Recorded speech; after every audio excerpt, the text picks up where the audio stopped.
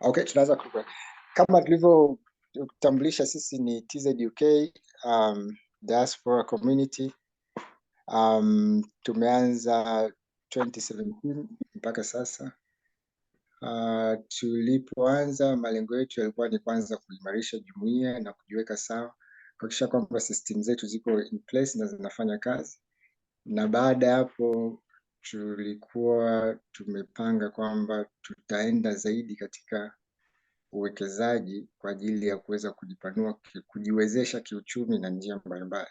So kipindi hicho kimefika kwa sasa hivi, na ndio maana tumeomba kama mnaweza kuja kutuelimisha zaidi kuhusiana na uwekezaji hasa upande wa nyumbani kule. Mimi naitwa Gerald Lusingu, ndio katibu mkuu wa jumuiya hiyo ya TZUK. Okay. Nakaribisha sana. Huyu ndiye anaitwa bwana Fidelis Mkate na anatoka BoT. Karibu sana, mengine ataelezea. Kabla hujaanza, nafikiri ataeleza, alafu atakuwa na vituo, ataeleza kwa vituo kwa jinsi alivyojipanga. Mtu yote mwenye maswali, please una raise mkono wako, then tutakupa nafasi ya kuuliza maswali, and then tutakuwa na nafikiri session 2, inategemea na maelezo ya brother Fidelis. Karibu sana bwana Fidelis. Asante sana. Asante sana bwana Gerald. Mimi naitwa Fidelis Mkate.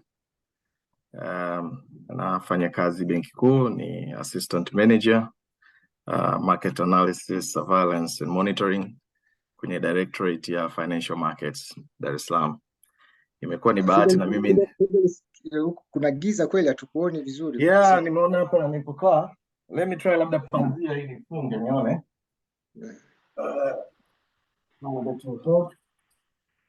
It's going to be worse. I only put the position to hold it down. Let me move the table. Okay.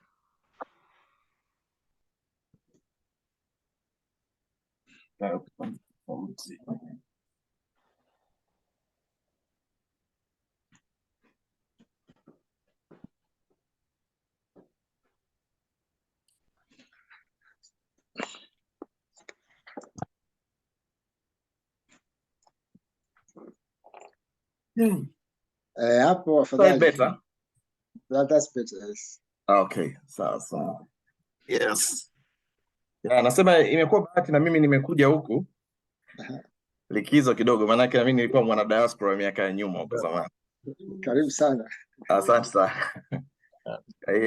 Yes, nilipopata ujumbe ulinifikia, nikasema basi I'll be happy to support.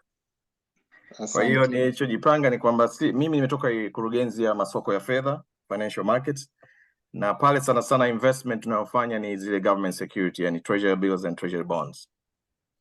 Kwa mainly tuta concentrate kwenye hizo kwa sababu it's the only investment ambayo unaweza kuifanya kwa Benki Kuu, na tunajaribu hapa kuelezea hizo investment ambazo opportunities ambazo nyinyi kama diasporas mnaweza kuzipata kwa kupitia Benki Kuu. Natumaini mtakuwa mmesikia kuhusu these treasury bills and treasury bonds, hati fungani na kadhalika. Kwa hiyo hizo hasa ndio nitakazoenda kuzielezea, na kama kuna maswali mengine basi I'll be happy to take, although I have to put a disclaimer kwamba some opinions will be my opinions and not the vision or the view of the Bank of Tanzania, kwa sababu sisi msemaji wetu mkuu ni Governor Bank of Tanzania, lakini with his permission then we can do presentation like this. Right, yes. Sasa labda nianze kwa I don't know, could share my screen. I have a presentation.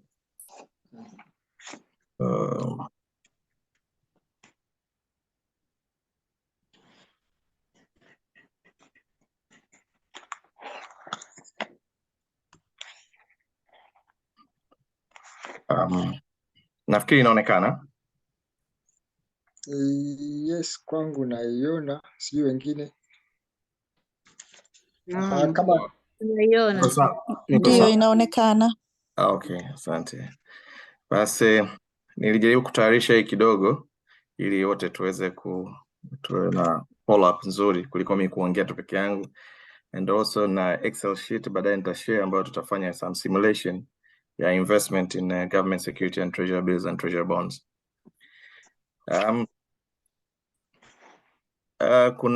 Kuna utangulizi, of course, mfumo wa masoko, ushiriki katika dhamana za serikali. Dhamana za serikali maana yake ndo government securities. Kuna za muda mfupi na muda mrefu, yani muda mfupi maana yake ni treasury bills na muda mrefu ni treasury bonds. Tutaangalia faida zake, namna ya ushiriki na mchakato wa mnada, kwa sababu hizi zinafanyika kwa njia ya auction. Kwa hiyo tutaangalia mnada unakuwaje na taratibu ya kutuma hizo zabuni, yani bids, na bei ya dhamana za serikali, matokeo ya mnada na taratibu za malipo pale utakaposhinda, uuzaji na ununuzi kwenye soko la pili. Soko la pili maana yake secondary market, ndio kule Dar es Salaam Stock Exchange. Na mifano ya uwekezaji kama nilivyosema, simulation. Of course, tuwezi kumaliza bila kuambia na sisi changamoto zetu na mwisho. Kwa kuanza tu, Benki Kuu kwa niaba ya serikali zote mbili, yani serikali ya Zanzibar na ya Tanganyika au Tanzania, inauza hii dhamana za serikali ikiwa ni njia ya kukopa fedha kutoka katika soko la ndani. Soko la ndani kwa sababu wakati huo hata diaspora walikuwa hawajaruhusiwa. Sasa hivi nafikiri mnajua kuna foreign exchange regulation ya 2022 ilitoka mwaka jana Mei, ambayo sasa imerecognize Tanzanian diasporas. Kabla ya hapo ilikuwa ni Watanzania tu na vile vile residents wa East Africa, ambao residents wa East Africa waliingizwa kuanzia Mei 2014. Kwa sasa ile regulation imerekebishwa, imeongeza wigo. Sasa hivi tumeenda mpaka SADC countries and also recognizing Tanzanian diasporas. Kwa kama nilivyosema mwanzo, hizo dhamana zimegawanyika katika makundi mawili ya muda mfupi na muda mrefu, yani treasury bills muda mfupi na treasury bond muda mrefu. Katika kutekeleza jukumu hilo, Benki Kuu imekuwa ikiendesha minada ya dhamana ya serikali kulingana na mpango wa ukopaji. Yani tunakuwa na issuance calendar ambayo inatoka every financial year, ambayo ni 1st of July.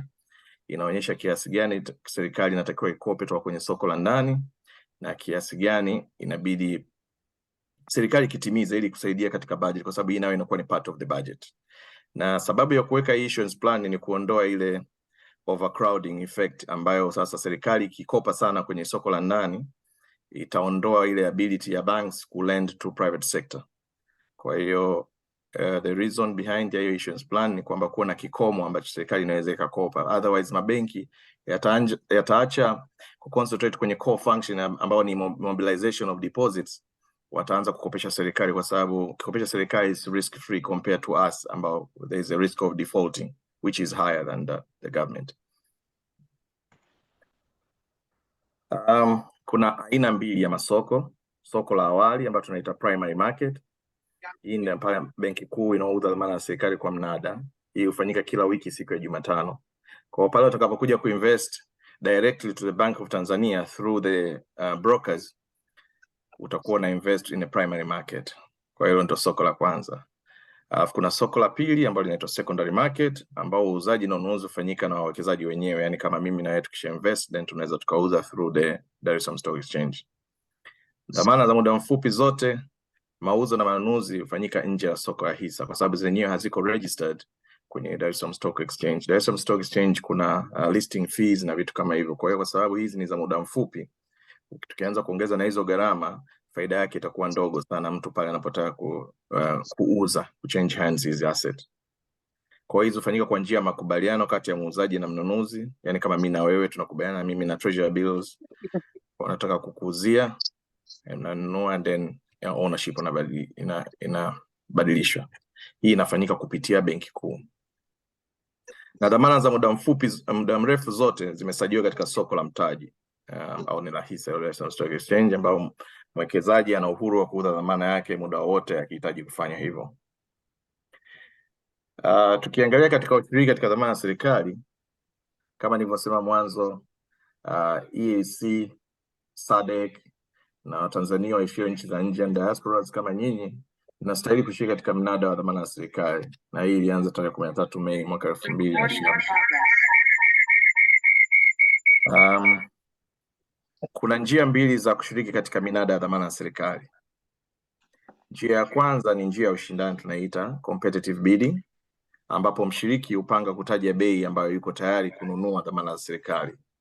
Kwa hiyo wewe kama mshiriki, kwa kuwa wewe unaikopesha serikali, kwa hiyo wewe ndio utasema mimi labda ni Gerard na 10 million na 50 million na 1 billion na kukopesha, na gharama ya ukopeshaji wangu ni hii, kwa sababu wewe ndio the lender. Kwa hiyo wewe you are the one who are saying my cost of lending ni kiasi gani, na ile cost of lending ndio ile ambayo inakuwa auction, ndio una compete kwenye hizo. Sisi kama Benki Kuu, as advisor to the government, we are in between to help the government to borrow at a lower cost. For the lower the cost, of course ndio utakuwa attractive zaidi kwa government, kwa sababu mwisho wa siku serikali ikikopa kwa gharama kubwa, ni mimi na wewe ndio tutakaoingia gharama hizo, kwa sababu serikali itabidi increase taxes au iongeze investor revenue ile base. Kwa hiyo taxes zitazidi na vitu kama hivi. Kwa hiyo the lower the cost itakuwa ni faida kwa uchumi mzima. Kwa hiyo wewe ndio utasema bei yangu ya ukopeshaji, let's say ni 10%, 12%, 13%. Kwa hiyo pale shindanisho ni zile gharama za ukopeshaji hizo 1%. Yule mwenye 1% ndogo zaidi, of course, ndio atakuwa priority number 1, and then government itaangalia, itazidi kuchukua kiasi zaidi mpaka pale itakapoona kwamba gharama imezidi au kiasi panga kukopa imetimia. Kwa hiyo it doesn't matter kwamba labda CRDB anakuja na 20 billion au anakuja na 1 million. Kitachoangaliwa ni cost of lending from your side.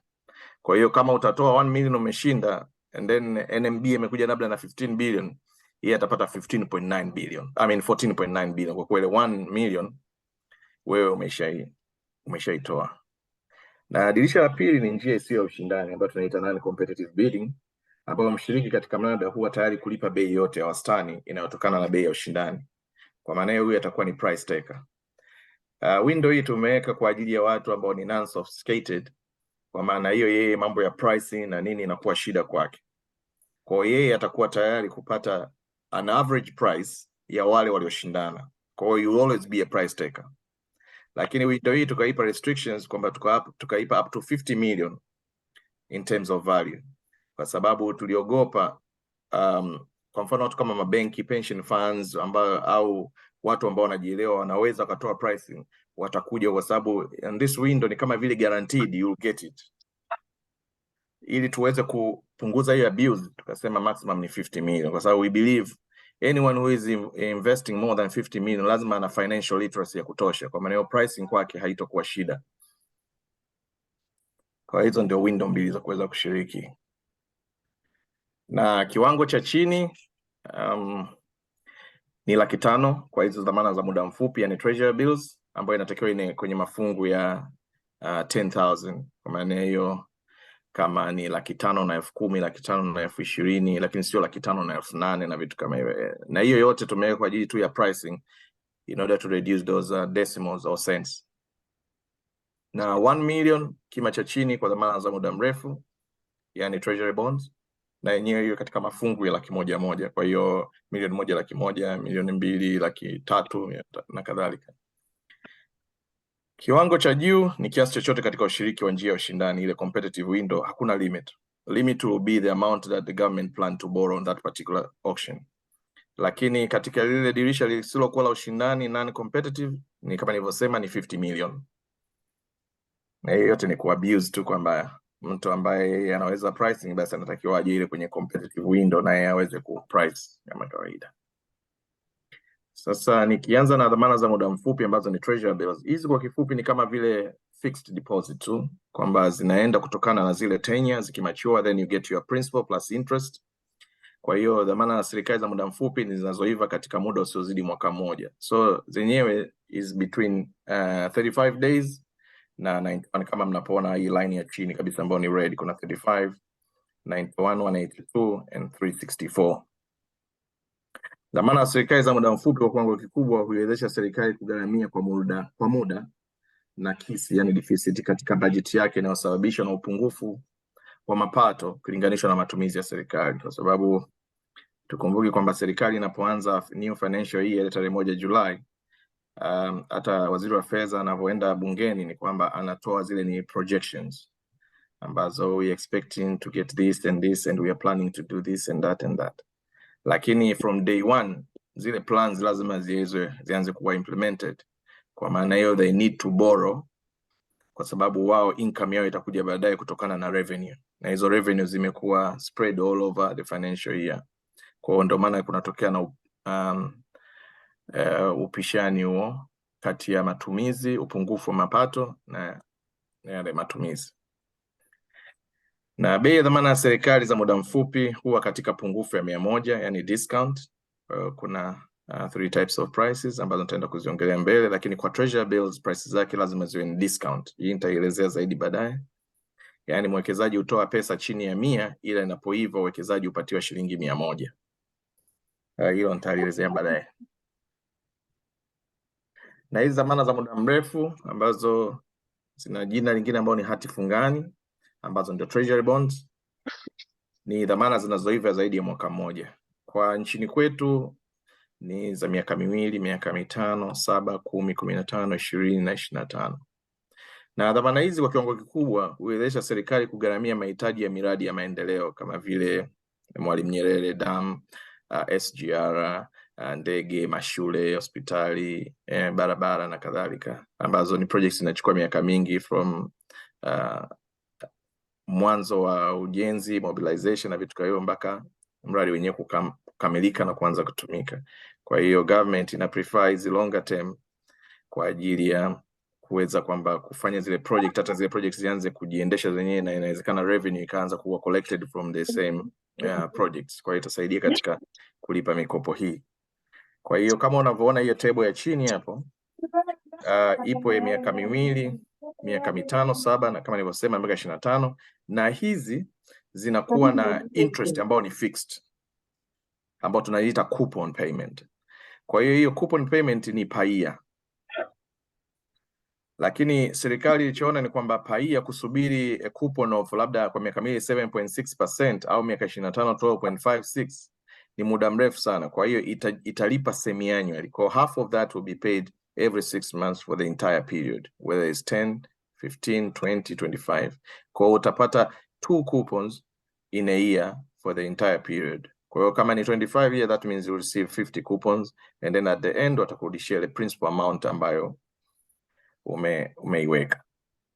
And kuanzia miaka 5 mpaka 25 hizi ziko exempted to tax. Kwa hiyo it's only income nchini ambayo unaweza kaingiza legally without paying tax.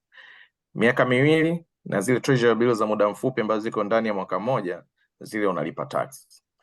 Sababu kubwa ya kuzi exempt hizi ni serikali kuencourage watu waweze kuinvest on a longer maturity ambazo zinawasaidia katika hizo projects za maendeleo. Tukiingia kwenye faida dhamana ya serikali, kwa upande wa wawekezaji, ambao wawekezaji ni mimi na wewe, ni kwamba kuwekeza katika dhamana ya serikali ni salama, kwani serikali haitarajii kukiuka mategemeo ya wadai wake wakati wa malipo. Hizi zinaitwa risk free asset, kwamba au say labda 99% risk free, kwa sababu hakuna kitu ambacho 100% risk free.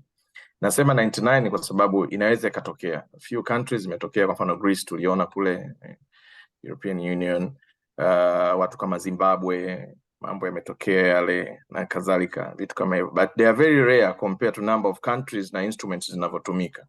Kwa sababu hii ni moja ya njia ambayo international organization kama vile IMF, World Bank ndio zina monitor country credit worthiness yake. Kwa hiyo is different. Kwa mfano mtu anasema amesupply chakula wizarani au sijui kitu gani serikalini, malipo yamechelewa, yani hii inakuwa ni without missing on that particular date. Wakisema wanalipa lazima ilipwe. Failure to do that, you put yourself in a blacklist. Kwa hiyo donors, investors, foreign investors wote watakuwa sasa wanaogopa, wanaona kwamba hii nchi haina discipline in terms of financial. Na faida nyingine, dhamana ya serikali zinahamishika, hivyo mwekezaji anaweza kuziuza endapo itakuwa ni lazima kufanya hivyo. Unaweza kuhamisha ukatoa kama zawadi au mirathi na vitu kama hivyo, inahamishika. na dhamana za serikali zinaweza kutolewa kama dhamana kwa ajili ya kupata mikopo katika taasisi za fedha nchini.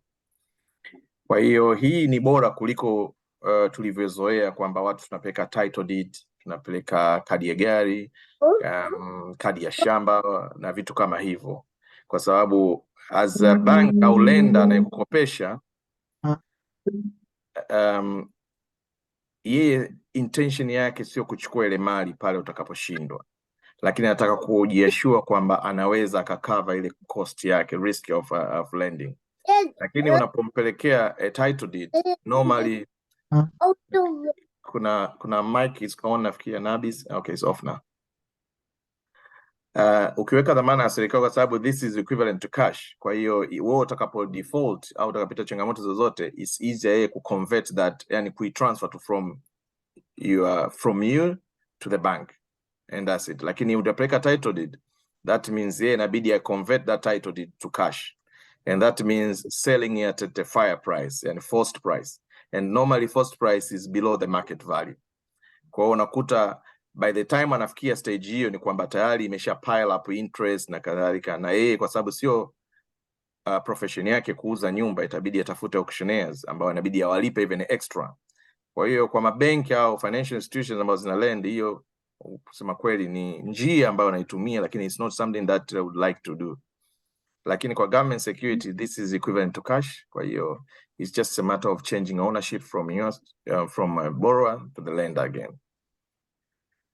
Na faida nyingine, dhamana ya serikali zina viwango vya riba inayoridhisha. Tumetumia neno ridhisha kwa sababu it depends na market condition at that time. Probably inaweza kaja product in the future labda ambayo inalipa zaidi, ambayo ukikompare unaweza kuona kwamba inalipa zaidi, lakini kikubwa kwenye hii ni risk free asset.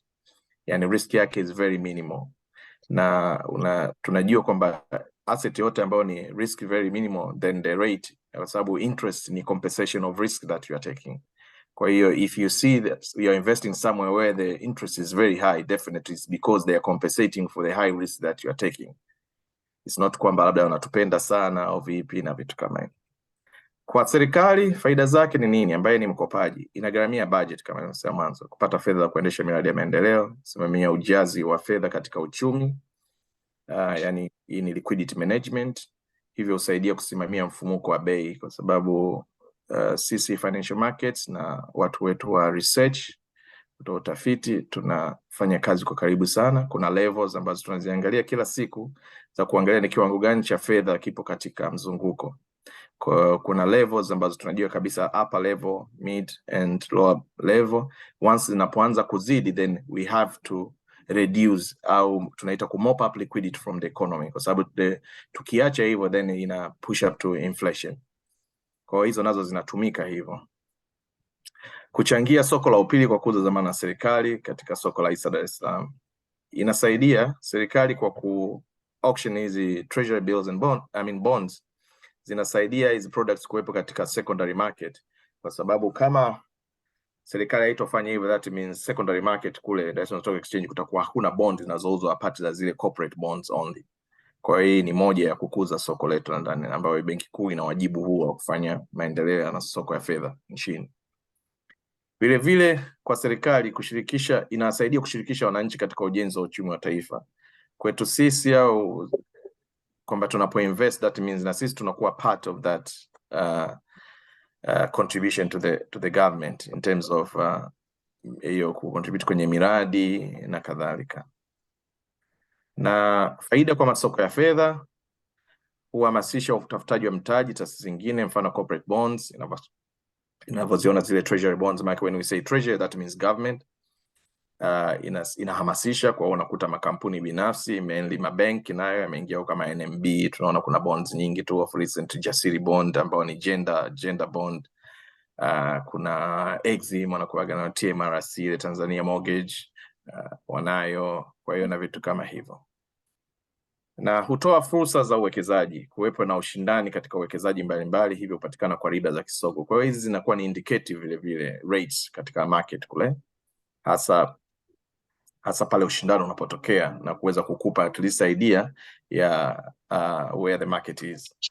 Na riba katika dhamana za serikali hutumiwa kama riba elekezi au anzio katika ukopaji na ukopeshaji mwingine.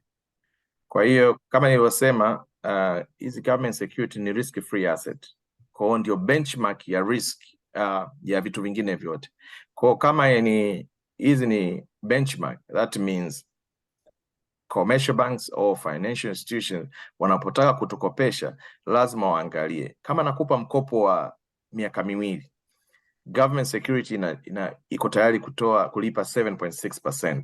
Sasa what about us tunaoenda kukopeshwa, ambao there is a risk of default, kwamba tunaweza tukapoteza kazi at any time, tunaweza tukaumwa, tunaweza tukafanya nini na vitu kama hivyo. Kwa hiyo our risk of default is quite different from the government. Kwetu ni very high. Kwa hiyo yeye atachukua ile 7.6 plus the margin depending on your credit worthiness. Kwa hiyo hizi zinatumika kama benchmark. And also for example a 25-year bond coupon ambayo ni 12.56 per year, hizo unazitumia hasa kwenye vitu kama mortgage rate. Kwa hiyo anajua kabisa if the government is ready to borrow at 12.56 per year and it's a risk free, what about the individual ambaye ana riski kama hizo nilizozitaja? Kwa hiyo naye ana add margin yake pale on top. So that is what is happening. Na kuwepo kwa dhamana ya serikali hasa za muda mrefu zinasaidia kukua kwa sekta zingine kama vile ukopeshaji kwa njia ya ujenzi kama nilivyozungumza na kadhalika. Kwa hiyo zinasaidia angalau mtu anaweza kuwa na benchmark where to start. Kwa hiyo kidogo ina motivate hiyo, na ndio sababu tunatoa hizo bonds za miaka 25 and we will go to 30 years depending on the market requirement, kwa sababu tunaangalia na soko nalo linataka nini. Uwezi tu kuweka kitu alafu baadaye unakuta kwamba demand yake ni ndogo. Okay, ushiriki katika dhamana ya serikali. Mshiriki katika mnada wa dhamana ya serikali anapaswa kufungua akaunti ya uwekezaji katika Benki Kuu kupitia kwa mawakala. Tunaita Central Depository Participant because it's a system inaitwa CDS. Kwa hiyo Central Depository Participant yani CDP kwa njia nyingine ni kama mabroker ambao ni mabenki yote. Kwa hiyo huhitaji kuhama toka kwenye benki yako ili uweze kufungua account. Mabenki yote ni mawakala pamoja na brokers, yani wale wa soko la hisa, Dar es Salaam Stock Exchange. Kwa hiyo unaweza kwenda kwao na kufungua hiyo account ili uweze kushiriki. Na hiyo account sio kwa ajili ya hela, ni kwa ajili ya kuweka kumbukumbu ya zile investment utakazofanya. So we will be providing you with a statement. Utaweza kuona kabisa umewekeza kiasi gani, na ile statement unaweza kaitumia as a proof of investment anywhere. Given kwamba labda unaomba chochote kile mahali kuonyesha credit worthiness yako na vitu kama hivyo. Na ili kujiandikisha, nyaraka zifuatazo zinahitajika kwa mtu binafsi including Tanzanian diasporas: kitambulisho halali kama vile leseni ya udereva, kitambulisho cha taifa. Naona sasa hivi kitambulisho cha taifa ndio imekuja kwamba kuwa kama ni priority kwa sababu ina information nyingi ndani yake. Kwa hiyo ningeshauri kwamba kila mtu ajitahidi apate kitambulisho cha taifa. Of course passport size na tax identification number, ambayo hiyo unaweza kupata even through online TRA nafikiri website, you can get that if you don't have.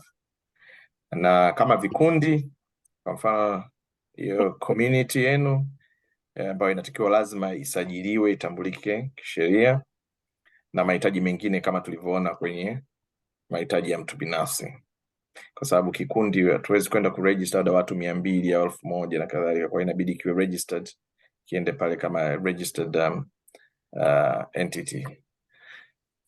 Na kuna vile vile kuna minor ambazo chini ya miaka 18, of course cheti cha kuzaliwa, picha ya rangi, mahitaji mengine kama tulivyoona huku ya mtu binafsi. Baada ya miaka 18 of course mtoto itabidi upgrade kwa sababu ni mtu mzima, yeye ata own his or her own account. Kwa mashirika itahitaji memorandum of understanding na vitu kama hivyo, usajili wa kampuni, leseni ya biashara, passport size ya wale wakurugenzi na ile tax identification number. Mchakato wa mnada na taratibu ya kutuma zabuni. Taarifa ya kushiriki katika mnada wa dhamana ya serikali hutolewa Ijumaa katika gazeti la serikali na kwenye tovuti ya Benki Kuu. Kwa hiyo sasa hivi angalau magazeti yamezidi kidogo. Kwa Zanzibar kuna Zanzibar Leo, huku bara kuna Daily News, kuna Uhuru na magazeti mengine ambayo yanatoa, lakini sio kama serikali inalipa. Haya mengine serikali yenyewe inalipa. Mara baada ya matangazo, wawekezaji walio na akaunti za dhamana ya serikali zile nilizosema mwanzo, CDS, ambazo utakuwa umefungua kupitia mawakala, wanaweza kuwasilisha zabuni. Kwa hiyo tangazo linatoka Ijumaa na mnada ni kila Jumatano ya wiki kwa mwaka nzima. Kwa hiyo from Friday tangazo litakapotoka utaweza kusubmit ile bid yako. Yeah, of course kuna form ya kujaza ambayo inapatikana kwenye website yetu kama hivyo nilivyoonyesha hapo. Mawakala hujaza maelezo ya fomu za ushiriki kwenye mfumo wa CDS. Kwa hiyo wao wana submit ile requirement yako through the system ambayo ni platform ambayo inazungumza na system yetu ndani. Kwa hiyo inakuwa submitted electronically. Sasa nilizungumza swala la bei za serikali, bei za dhamana ya serikali, zile treasury bills is below 100, yani at a discount. Yani ni kwamba pale unapokuwa sasa unakopesha serikali, unafanya mnada, ni kwamba serikali inachukulia kwamba kwa kila shilingi 100 ambayo inahitaji, wewe mkopeshaji uko tayari kuipa serikali leo shilingi ngapi, kwa sababu inaamini the difference kati ya ile 100 na hiyo price unayotoa wewe ndio itakuwa faida yako. Kwa hiyo kwa mfano serikali inasema inahitaji shilingi 100, au ukasema nakupa shilingi 90 na ukashinda, serikali katika vitabu vyake itaandika inadaiwa shilingi 100. Kwa hiyo mwisho wa siku itakurudishia shilingi 100. Kwa hiyo utakuwa umegain 10 shillings per every 100. Sasa ukiweka in terms of millions inakuwa nyingi sana. Na hivyo hiyo price ni sawa sawa tu na interest. Ni sawa sawa na kwa mkopo wako wewe ni 10%. Kwa kama nilivyosema mwanzo, hizo ndio zinakuwa zinashindanisha. Sasa kwa treasury bills, kwa sababu zenyewe hazina zile fixed interest ambazo nilisema coupon, zenyewe ni lazima zitakuwa at a discount, kwa sababu hakuna kitu kingine zaidi kinacholipa on top of that 100 yanayokupa serikali. Kwa hiyo always your price should be below 100. Na hiyo ndio yani general rule, kwamba kama ni treasury bill itakuwa lazima price below 100. Kwa hiyo unaweza kukuta kwamba unatoa milioni, una thamani ya treasury bill ya milioni 100, lakini wewe leo umekopesha serikali milioni 85 au milioni 90. Itakapofika miezi 6 au mwaka mmoja au miezi mitatu, serikali inakurudishia milioni 100. Ile difference ni capital gain. Ila kwa treasury bills na ile treasury bond ya miaka miwili nilisema hizi haziko exempted in terms of tax. Kutakuwa na 10% withholding tax ya ile faida iliyopatikana.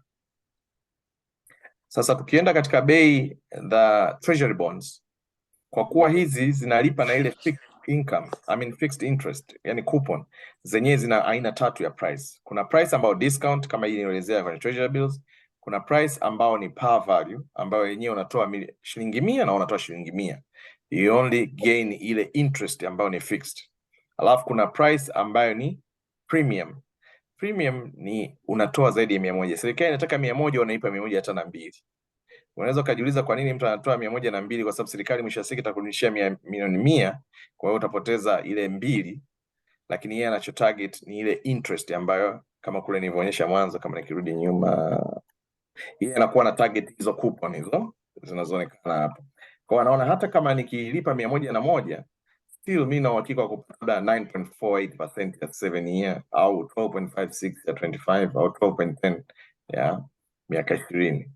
Kwa hiyo unakuta kwamba anaona amesha compare sokoni, akaona kwamba hakuna sehemu ambayo anaweza kapata labda even close to that interest. Kwa anaona mimi niko tayari kulipa above 100. Of course kwa government is even better, kwa sababu unakopa at a very low cost. Yani mtu anakupa hela zaidi unayohitaji bila extra charge.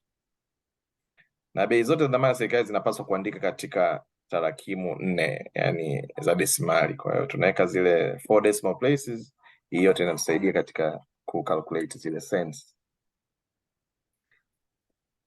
Okay, matokeo ya mnada.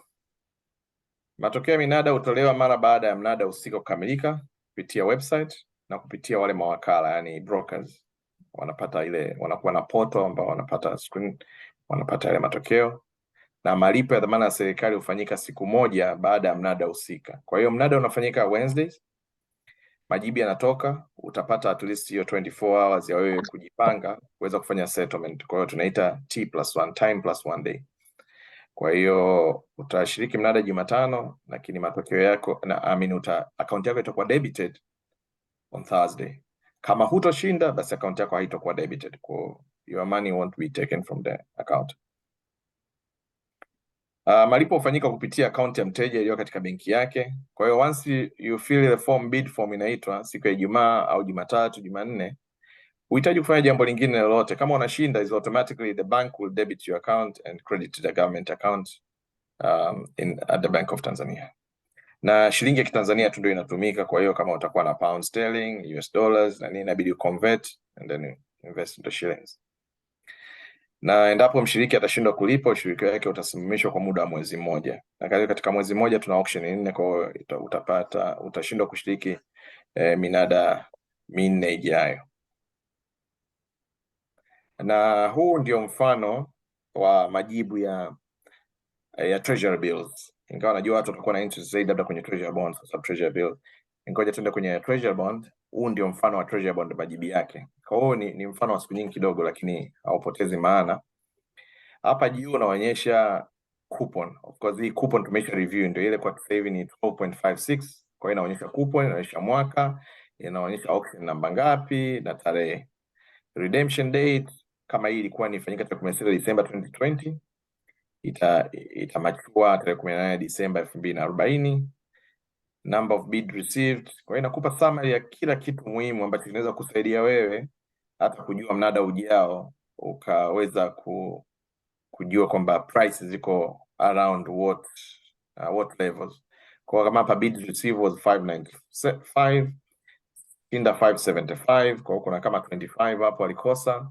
Highest bid was 103, na kama unavyoona hiyo ni premium, is above 100. Kwa hiyo huyu mtu ana lose 3.0856 shilling per every 100, lakini target yake ilikuwa ni ile coupon.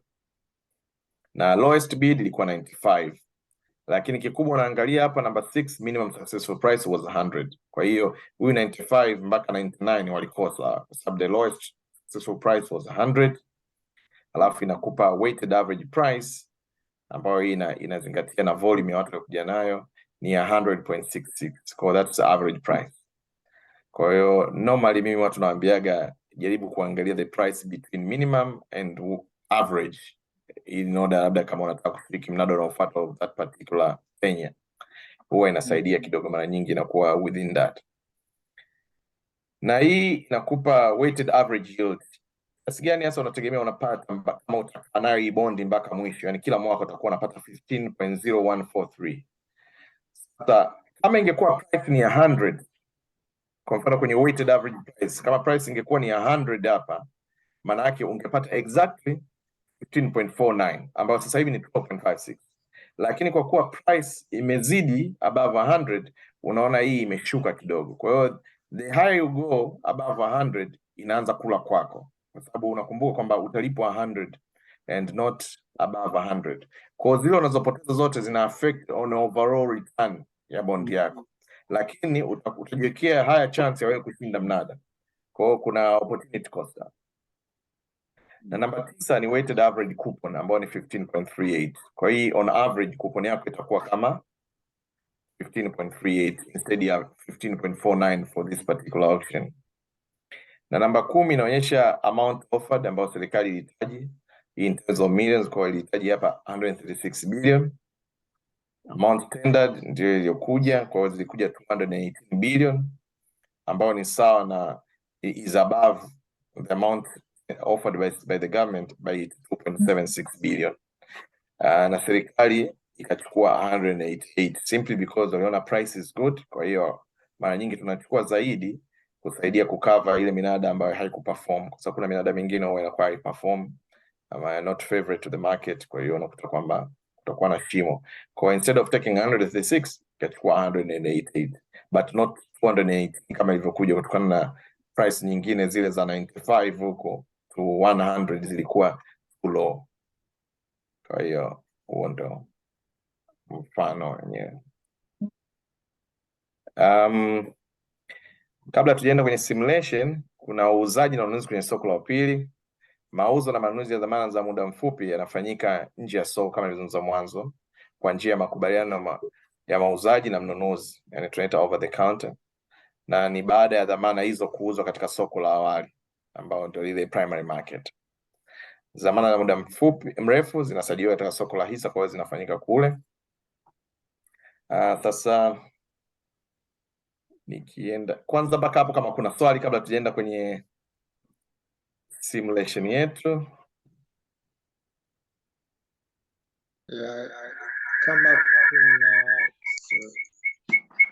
Kama kuna mwenye swali jamani, naomba onyeshe mkono.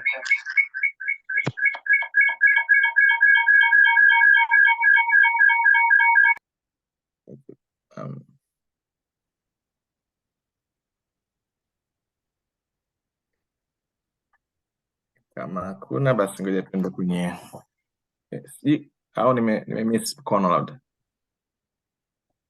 Sioni mkono, labda tuendelee na okay. Sawa.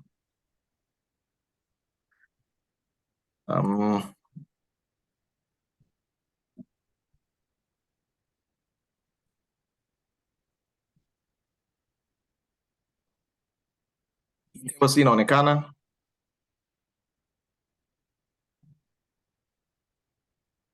Inaonekana kwa. Inaonekana. Okay. Sasa hii ni table ambayo ni ya treasury bond. Kuanzia miaka 2, 5 na kadhalika. Na hizi ni price za minada iliyopita. Sijaibadili siku nyingi sana, lakini the idea nimechukua bei za wastani za minada iliyopita husika, lakini it's not very current, lakini for simulation tu itatusaidia. Sasa labda tukubaliana kwamba tuanze mfano wangapi. Kwenye treasury bond minimum ni 1 million. Na kwenye treasury bills kule ambazo tutaenda baadaye yenyewe ni 500,000. Kwa treasury bond labda tuanze na kiasi gani? 50 million. 50 million, yeah? Yeah. Okay, that's 50 million. Kwa hiyo ngoja tuanze labda kwenye the longer maturity and then tutakwenda downwards mpaka kwenye tuone. Kwa hiyo 25 years, 50 million. Price on average, actually the previous one was 92. Kwa hiyo let me do 92 one. Kwa hiyo ni price 92. Hizo 92 ni zile 100. Kwa hiyo 92, that means you are gaining 8 shillings by every 100. Sasa kwa kuwa umetoa 50 million na price yako ni 92, that means you bought 100 at a discount of 8 shillings. The value of your bond immediately will become 54.347. Kama unaona hapa line row number 5. Hii yote faida hii ambayo inaitwa capital gain namba 8 ya 4 million is kutokana na zile shilingi 88 unazopata katika kila 100 ndani ya 50 million. Kwa hiyo pamoja umeingiza 50 million today, but the value of your bond will be 3 million. Kwa sababu hilo ndio deni ambalo serikali itaandika unamdai. Serikali akiandika hii itakuwa kwake ni undervalue deni, na maana hata baadaye anaweza kashindwa hata kwenye projections zake za malipo. Kwa hiyo kinachoandikwa, kwa hiyo hata wewe statement ukija kupata inachoonekana thamani ya bondi yako ni 54. Hii 50 itakuwa tu ni kwako kama mimi nililipa 50. Lakini thamani ya bondi yako itakuwa 54. And then the 12.56% ambayo ni interest sasa hii coupon kwa calculated on the 54 and not the 50 that uliotoa to the government, the actual 50 uliotoa, ambayo 12.56 ya 54 million ni 6.8 million per year. Na nilisema inalipa semi-annually, so half of that is every 6 months you'll be getting 3,413, ambayo divide further to monthly, ambayo sio really inalipa hivyo, lakini get an idea, that is about 568,000 per month for the next 25 years. In total, the interest unazopata ambao kwa miezi 6 3.4 unapata 25 years itakuwa. Ingawa zinapoingia unaweza kwa sababu every 6 months inakuja kwenye account yako ya kawaida, you can withdraw, you can reinvest, you can do anything with it. Au unaweza kutumia hiyo kama your pension or extra income, that's okay. in total hizi kwa miaka 25 ni milioni 170.6. You can see is more than 3 times the kilo tuingiza 50. Lakini mwishoni kabisa 170 tutajumlisha na ile gain ya 4.3 ambayo hii 54 unarudishiwa mwishoni, ambayo ita include hii hapa. Kwa hiyo ukiangalia hizo faida tu ni itakuwa 175 million plus the 50 million ambayo ulitoa mwanzo. Nafikiri mpaka hapo tumepatana vizuri.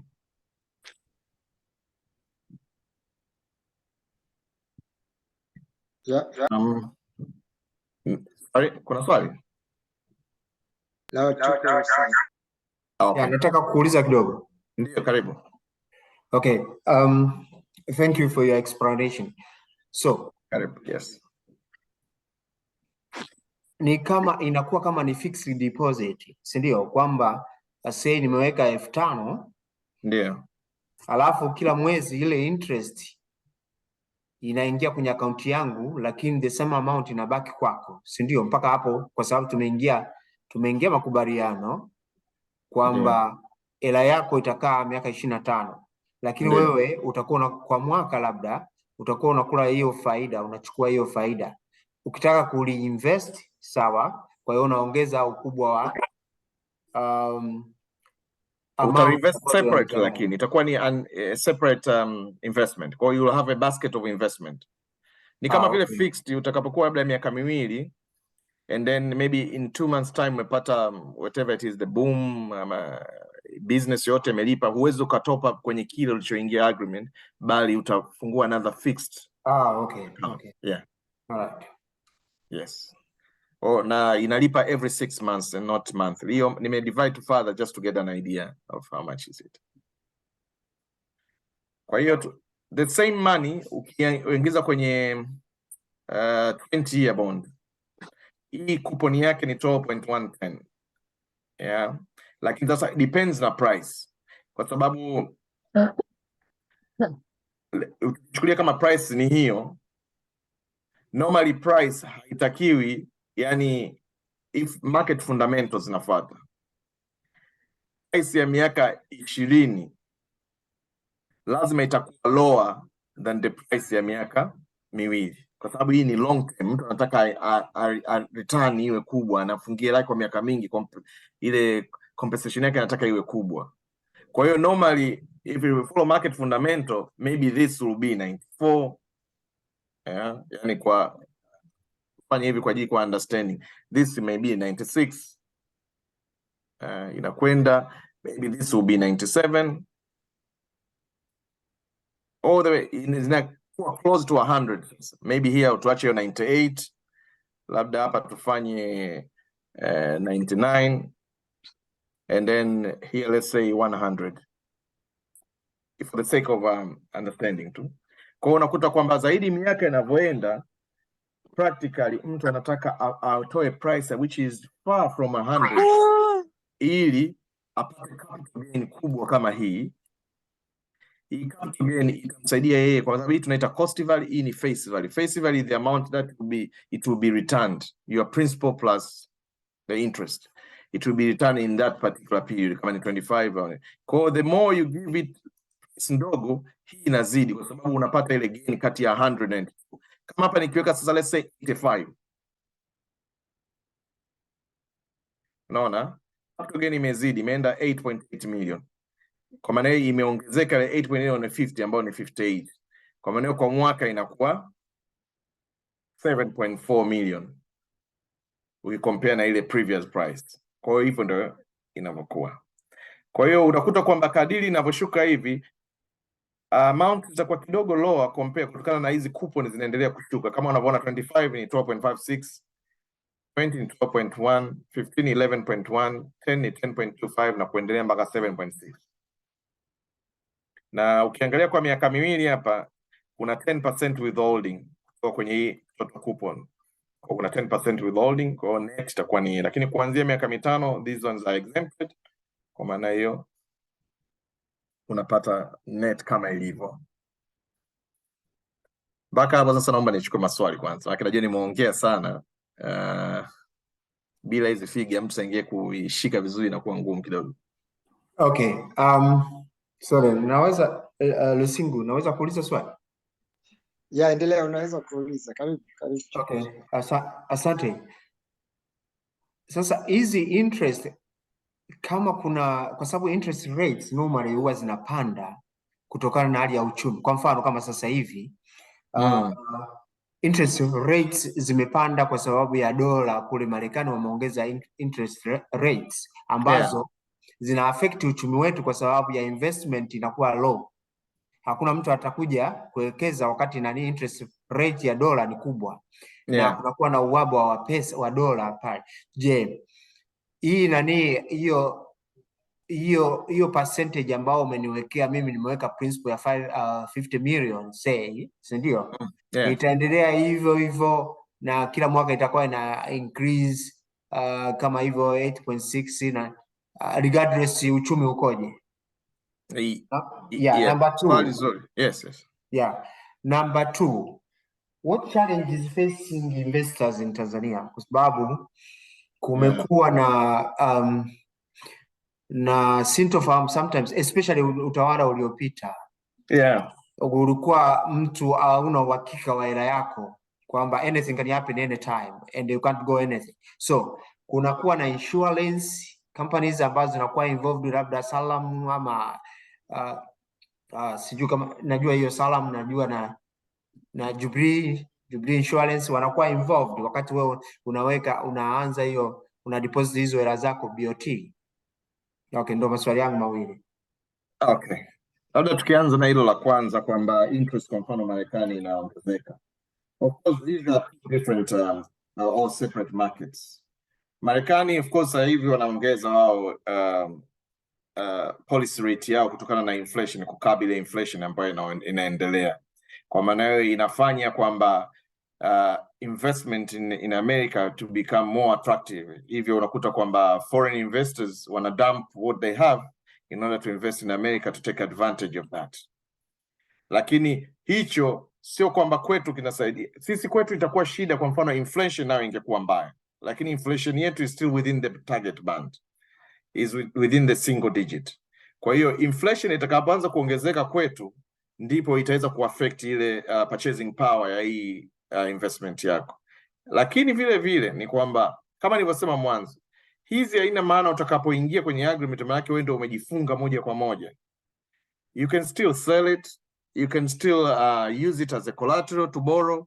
Kwa hiyo and that is what we want in a secondary market and Dar es Salaam Stock Exchange, kuwe na ile liquidity au kuwe na activity in the market, kwa sababu most of these developing countries zetu, especially Africa, our secondary market, they are not really active. Liquidity is very low. Kwa maana wewe unaweza kuwa na 25-year bond yako, itakiwa within seconds if they put in a market, buyers wawepo. Lakini kwetu bado buyers ni changamoto. Yaani unaweza ukaweka ndio utapata, lakini within a week probably up to 2 weeks according to brokers wanavyotuambia. Na hii sio nzuri kwa development ya market, kwa sababu hii ni a very liquid asset, kwa sababu ni cash. It's not like building au shamba au gari na kadhalika.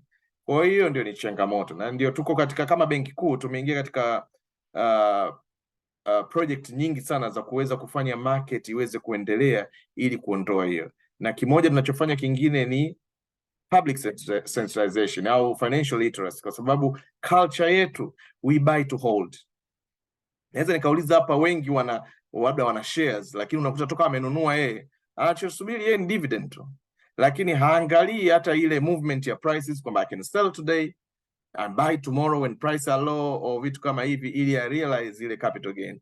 Lakini culture nayo nafikiri bado inatusumbua kwamba we tend to buy to hold. Unajua, yani sio kama wenzetu, hata the car they buy finance, but for us we need to pay cash to own the car, wakati ile ina depreciate. Unaona? Kwa hiyo ni vitu ambavyo bado vinafanywa kazi na masoko yetu bado yanachanga, lakini tunajitahidi. So far we are well and good. Market inaendelea. We have several banks ambazo zina trading license, ambazo wao ni buyer wakubwa katika market unapouza, kwa sababu wao pamoja na kufanya ile banking as a function, also they have a trading desk ya hizi government securities, kwa they buy and sell. Kwa hiyo nayo inasaidia vile vile hata kwa publicity na vitu kama hivyo. Kwa hiyo hilo ni moja. Lingine umezungumzia swala la kuwa na assurance ya hela yako, labda hapo ungenifafanulia kidogo vizuri, kwa sababu sina uhakika kwamba is everyone alikuwa hayuko sure na hela yake, lakini ni kwamba kwa kweli hata kama hii leo, if you have the money that you cannot explain the source of it, definitely it will be hard. Not only Tanzania, it's everywhere. Na ndio maana when you are going to deposit your money in the bank, definitely I would like to know the source of your income. Lakini ndio maana unaona hakuna mtu yote aliyekuwa na shida aliyopata labda kwenye government security ali invest. Kwa sababu kila mtu by the time una invest to the Bank of Tanzania, KYC imeshafanyika at the initial point of deposit, which is your bank. So the bank is doing KYC. And the bank is responsible to send all the information to FIU, Financial Intelligence Units in Tanzania. Kwa maana hiyo huwezi ukasema labda unaenda benki ukatoa hela, ingekuwa labda unakuja na alikapu Benki Kuu na invest pale, kidogo tunaweza tukawa source of money haijulikani, lakini immediate, na tunajua kwamba tuna sheria kwamba huwezi ukafanya any payment Tanzania above 10 million by cash. Utaweza kufanya pembeni, lakini huwezi ukaichukua ile ukaideposit yote benki, yani itakuwa shida kwako, kwa sababu atakwambia kwa nini ukufanya through the system. Na idea ni kwamba kila kitu kiwe kinaweza kuonekana hata the central bank now to manage the liquidity in a way that see it fit. Sijui kama hapo nimejibu swali lako kidogo. No, yeah, umejaribu, lakini ninachosema kwa sababu siasa za Kiafrika normally huwa zina change overnight. Yeah, so unaweza ukawa umefanya hizo deposit. Naelewa hiyo system, nafahamu mambo ya banking kwa sababu mimi nimefanya kazi for information, nimefanya kazi CRDB. Okay. Kwa hiyo some of the items naelewa tu kwa kila kitu. So lakini sasa kwa sababu ya siasa zetu ambazo huwa sio uwezo ka predict what will happen tomorrow and anything can happen in between. But the assurance ya pesa yangu inakuwaje? Je, wakati unataka kufanya hiyo deposit au kubuy bonds, ziwe treasury bills au bonds, je, na involve na third party ambayo ni insurer, kwa mfano labda Salam ama Jubilee ama hii ya kwetu ya Tanzania ile NIC. Insurance ya NIC.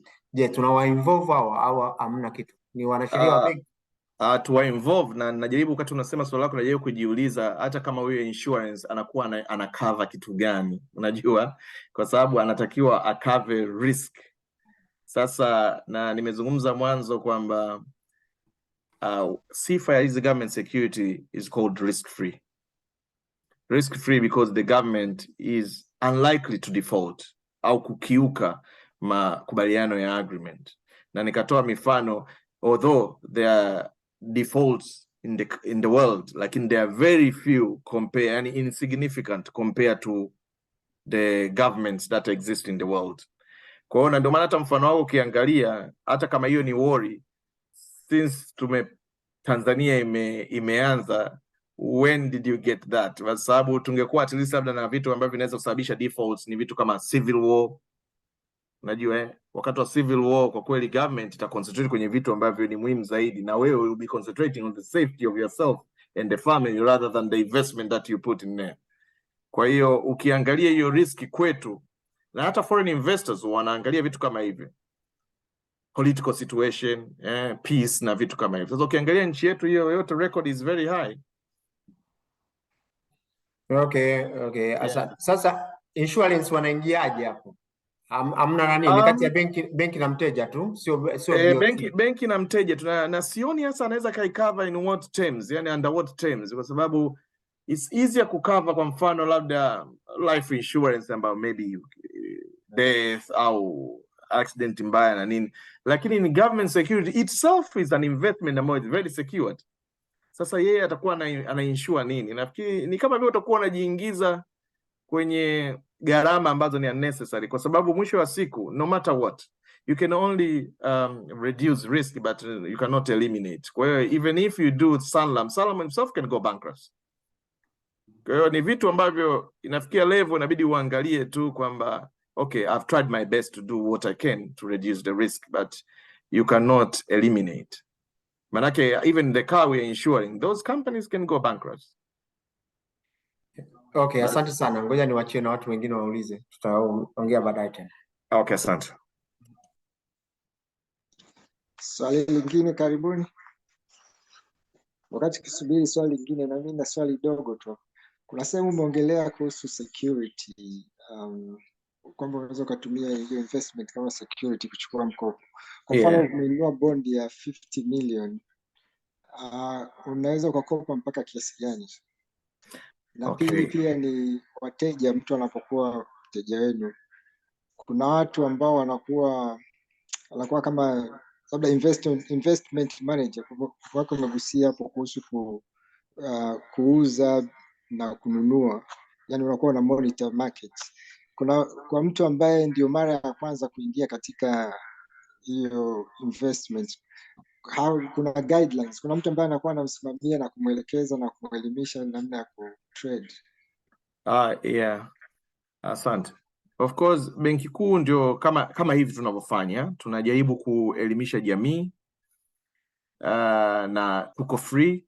Sasa hivi tumejiwekea utaratibu, kila Ijumaa kuna somo, watu wanakuja Benki Kuu pale, naingiza darasani, tunawapa elimu jinsi gani ya kuinvest, what are the advantage, exactly like what I'm doing now. Lakini vile vile benki yako katuna invest nao wanakuguide. Of course they want to go extra mile kwa sababu kuna conflict of interest somehow, kwa sababu a commercial bank would like you to put the money in their bank, alafu yeye ile hela anaitumia kuja huku kuinvest kwenye bond. Kwa hiyo kwa wewe kwenda kumwambia nihamishie hii kidogo, there is a conflict. Hata kuwa kidogo free kama mtu mwingine yote ambaye ni independent. Kwa mfano a normal broker ni broker, yeye kazi yake ni ile, lakini broker will charge you for the service that provide, kwa sababu yeye atakupa knowledge ile kwamba advantage ni nini na ambayo same you can get from Bank of Tanzania. Lakini mtu mwingine anaenda kwa broker, lakini broker kwa sababu ameajiri watu, of course ana expenses kama vile rent, probably systems ameinvest na vitu kama hivyo. Kwa anaenda extra mile kukupa na labda kucompare with other investment kama vile equities, UTT na kadhalika. Kwa hiyo hawa brokers huwa wanachaji, lakini benki yako mara nyingi anaona kwamba ile ni extra service ya kukupa wewe mteja wake in order to keep you there. Pamoja utaondoa hela yako utapewa kule, lakini coupons will be coming to their account. Also, they will charge you transaction charges through ATMs, online transfers na vitu kama hivi. Kwa wao wanatumia kama vile ni extra service au extra mile wanaenda for you just to maintain the relationship between the client and the bank and the client. Kwa hiyo wale ndo watakupa elimu, lakini elimu nyingine na sisi BoT tunatoa elimu vile vile. Kwa hiyo ni bora kuja kwenu moja kwa moja bila kupitia kwao? Yeah, it's better kwa sababu ni free of charge. Of course itabidi ufit in kwenye timetable ambayo ni every Friday kwa sababu wanakuja watu wengi. Mwanzo tulikuwa tuna save at they come, lakini baadaye kazi nyingine zinashindwa kufanyika.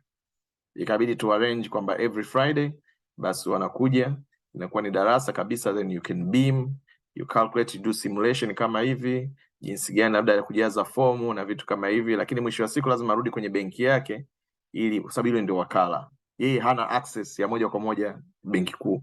Wakala ndo ana access ya moja kwa moja. Kwa hiyo ana bid on behalf. Lakini kuna kuwa hamna charge. Mabenki yote karibia wa charge kwa sababu kama nilivyosema wao wanachoangalia ni zile faida watakazokuja kupata wewe baadaye kwa kukumaintain wewe kuwa their client. Okay. Yeah. Na limit ya kuboro? Limit ya kuboro depends sasa na investment. In terms of unazungumzia kwamba umesha invest kwenye bond, now you want to use that as a collateral.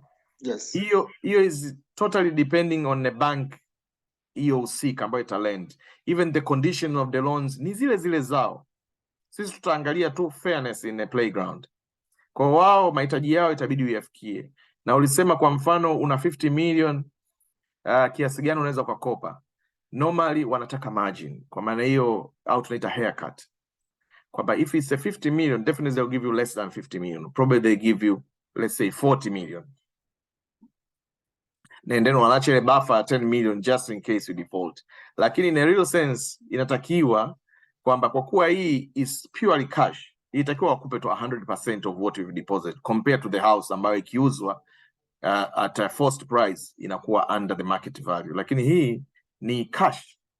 Lakini that is the way, I mean, lazima tuanze step ndogo mpaka baadaye itapofika baadaye, na I'm sure even the margin must be zero if not very low, kwa sababu hii ni cash. If it's 50 million, it's 50 million. So if I default, you just change hands, you get your 50 million back. Normally it depends with the bank. Some banks, they take 20% margin of what you have invested.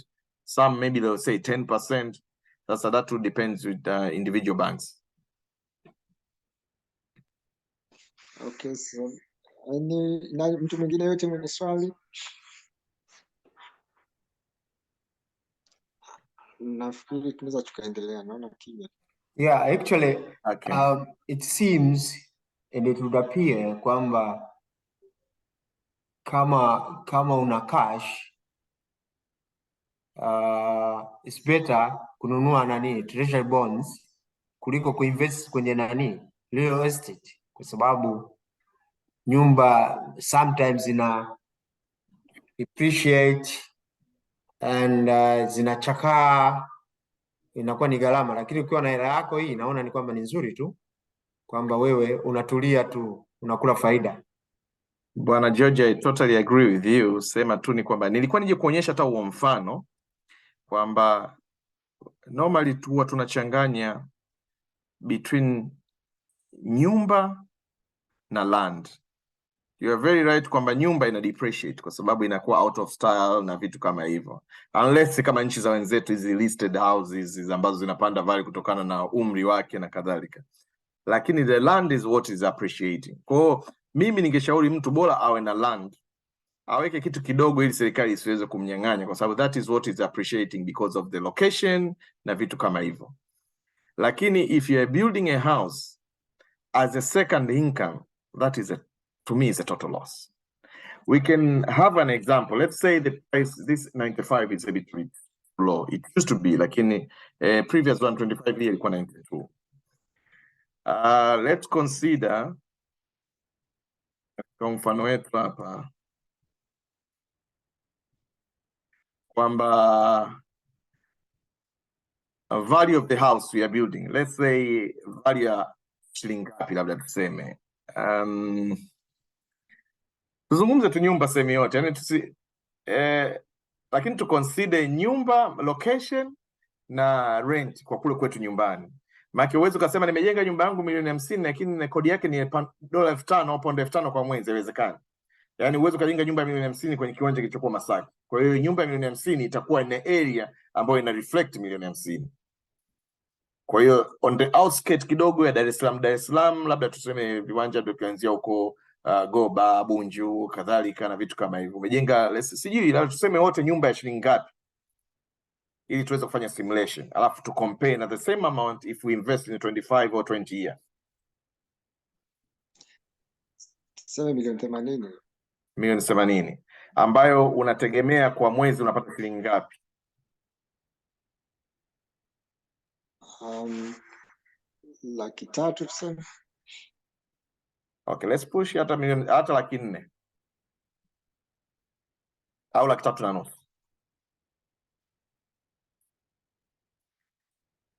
Sasa nafikiri hii figures zinaonekana 80 million monthly 350. Of course kisheria kabisa you have to pay withholding tax at 10%. Kwa hiyo the net you'll be receiving 315 per month. If we times 12 ambao ni mwaka moja, you'll be getting 3.78 per year. Sasa amount per year if we divide by 80 tuna get 21. Those are number of years to break even. So let's say you're in the UK here, you retire, you're 60 or 65. You want to make any profit for the next 21 years. So if you are 60, that means you'll be 81. If you're lucky enough, break even, to return your 80 million. Hapo tukiondoa inflation na vitu kama hili. From there sasa ndio uanze kupata. Na tukumbuke kwamba katika miaka 21 there is a renovation, there is a time ambayo tenant hayupo ndani ya nyumba. It's not guaranteed kwa miaka 21 mtu akae tenant tenant after tenant, yani akitoka tu next day kaingia mwingine. Kuna zile frustration na matatizo, school fees ya mwanangu, niliumwa, mzazi wangu alikuwa hivi, mwenyewe niliumwa, kwa hiyo mtu anachelewesha, zile stress we cannot price in. Lakini if we take that 80 million, atujeka value ya kiwanja. If we take that 80 million and let's say put 80 million kwenye calculation yetu,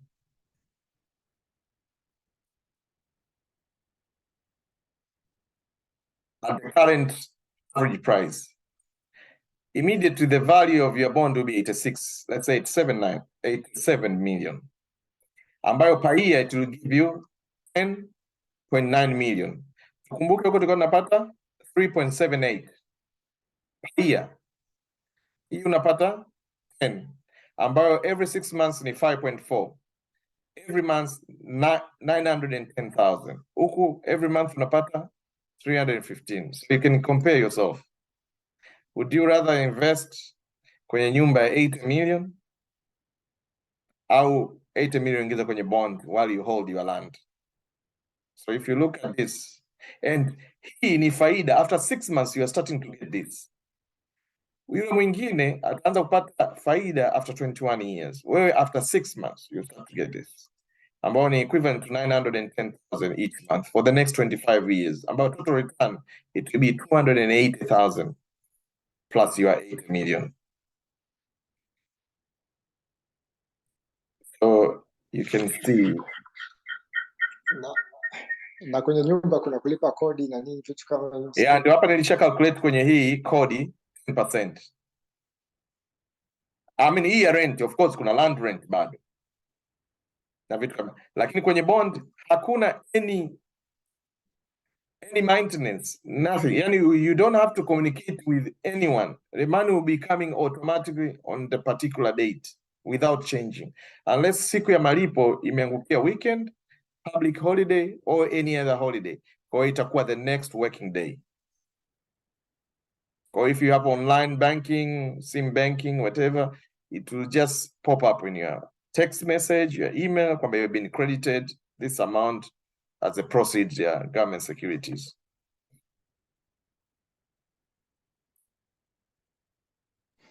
Okay, na sasa kwa hiyo kama tuna invest as kama kikundi, yeah, what's the best advice ambayo unatupatia? Lazima iwe registered, kwa sababu kama nilivyosema mwanzo, huwezi kuja kikundi labda mko 50, 100, yani mkawa registered wote. Yes, you can open a joint account, lakini joint account is only few people. Kwa kikundi lazima kiwe registered kikundi. Kwa kitakuja kama hiyo Tanzania Community Diaspora UK or something with its own TIN number na vitu kama hivyo. Yani kiwe registered Tanzania au hata kikiwa registered abroad? Mimi nafikiri as long kwamba ni proof ni Tanzanians in abroad, it can be registered hata huko, lakini that I can double check. Lakini you need to have a TIN number.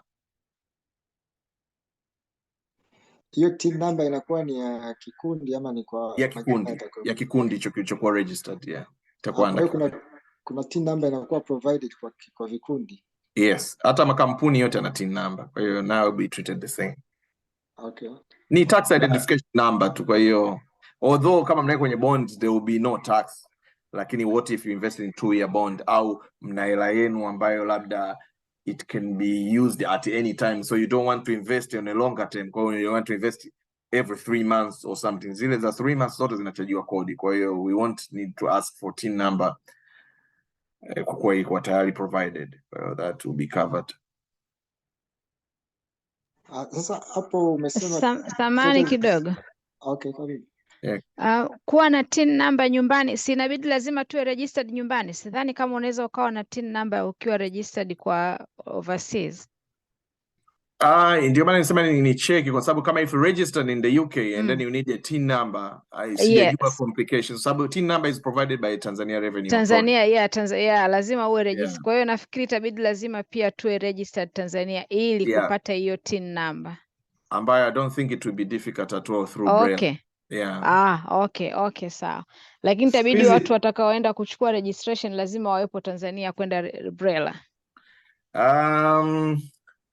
I can ask kwa sababu tuko nao karibu, naweza nikauliza au tukawatafutia mtu ambaye mnaweza communicate naye moja kwa moja wa Braille akaona what's the easiest way ya kufanya hivyo. Given the fact financial regulation imebadilishwa, that means wanajaribu sana ku accommodate haya mambo yote. Maana hata nyinyi mtapohitaji kufungua hizi CDS account, uhitaji kurudi Tanzania. Yeah, unafungua tuna benki yako na kufungulia huku labda na hiyo TIN number, of course you can apply online TRA, understand? Yeah, kwa hiyo vitu vyote na inakuwa rahisi kwa sababu if you hold an account with them still already wana KYC na wewe unajua know your customer. Kwa hiyo it's like an extension tu ya service wana provide kwako. Sawa. Yeah. Okay, asante kaka. Karibu.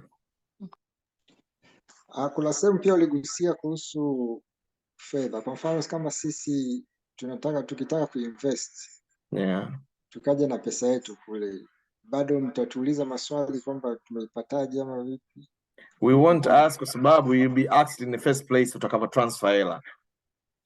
Okay, kwa hiyo sio tulete cash, inabidi tu transfer kutokea huko. No, you don't bring cash. Yeah, yani kwamba everything has to be done through the system. Kwa hiyo nafikiri hata wewe it will be easier instead ya kuchukua rucksack imejaa pounds nyingi mfukoni unapita nayo Heathrow au Gatwick, watakuuliza kwanza, yani watakuwa mtu ajabu, yani why do you carry cash like this? Too risky. Why don't you transfer? Na ndio maana inaanza kuleta maswali mengi. Of course itakuwa yako, utatoa evidence, lakini ni usumbufu. Kwanza you will have to declare. Sheria inakutaka udeclare, it's above I think 10,000 pounds, lazima udeclare. Ukifika Tanzania lazima udeclare. Uanze kuprove, utoe statement, utoe nini, utoe yani you can do, lakini hamna sababu. Lakini unaweza kubeba hata kama ni milioni pound moja, yani milioni moja ya pound unaweza kubeba, lakini obvious maswali yatakuwa mengi everywhere you go. Lakini ukishafika Tanzania hata hivyo uwezi ukalipa ukainvest kwenye bondi bila kupitia kwenye system kwa sababu everything is online and the money will be transferred from your account to the account at the Bank of Tanzania. Na sidhani kama unaruhusiwa kubeba zaidi ya paundi 3,000 au 5,000 kwa wakati mmoja. Unaruhusiwa subject to kwanza unataka udeclare. Nafikiri 10,000 pounds kutoka nayo nje ya nchi. Sema inabidi udeclare kwamba mimi natoka na paundi 10,000. Na they have the right to ask you, is this yours? How did you get it? Or you have to at least a mini statement or a statement uonyeshe kwamba ni kweli account yangu na nime withdraw na vitu kama hivi. Then you go. The same Tanzania above equivalent ya 10,000 lazima udeclare hata kama unatoka hata kama unaingia. Lakini kama una evidence zote hata kama una bilioni 1 mfukoni wewe ingia nayo. Sema watakushangaa, why do you have to risk kama hivi? Na ndio maana kuna kampuni kabisa ambazo zipo za kutransfer hizi hela. Kwa mfano zile benki zetu zinavyo collect dollars na vitu kama hivi. Mwisho wa siku hawaweki tu kwenye account yao kwa sababu as any kitu. Kwa hiyo wao mabenki mengi Tanzania yameamua ya combine. At the end of the day wanalipa kampuni moja ambayo yenyewe ina transmit zile dola to the US. Na ndio maana unakuta hata akiwa na dola mbovu nini baadaye anajua anatransfer to the Federal Reserve Bank kule itabadilishwa. Lakini they have to move that physical amount. Kwa ni hela nyingi. Kwa hiyo kuna makampuni specialized for that, makampuni ya nje ambayo yana vibali kabisa yana move. Asante. Ni swali lingine lolote? Okay, tumalizie. Yeah, kwa hiyo ndio mifano je kutoa hapo kwamba kama huo wa nyumba and then kuna hiki kitu not really important lakini if it's in your mind saa nyingine wanasaidia sana ni kwamba kama nilivyosema hapa, the far you go from 100 is advantage to you and the closer you get to 100 is disadvantage to you but advantage to the government. The far you go is advantage but also it puts you in a disadvantage position in terms ya kushinda kwenye bond. Kwa sababu hapa ni sawasawa na government inakopa at 8%. Lakini hapa ni sawasawa inakopa at 6%, hapa at 4%, at 3%, hapa at 1%, hapa at 0. Sasa why, kwa mfano kama hii yote ingekuwa ni miaka 25 prices ziko hivi, kwa nini aende kwa huyu? Definitely atamchukua wa 100 na kushuka chini taratibu. Kwa hii ndio nataka kuonyesha kwamba there is yield and there is price. Kwa mfano hapa price ni 97. If I put 80, yield will increase. Naona yield imeenda 19. Kwa hiyo this is your interest. Lakini nikiweka 98, hii itashuka. Imekuja 16. Na ukija kwenye price vile vile, hiyo nani? Yield. Ukija kwenye yield,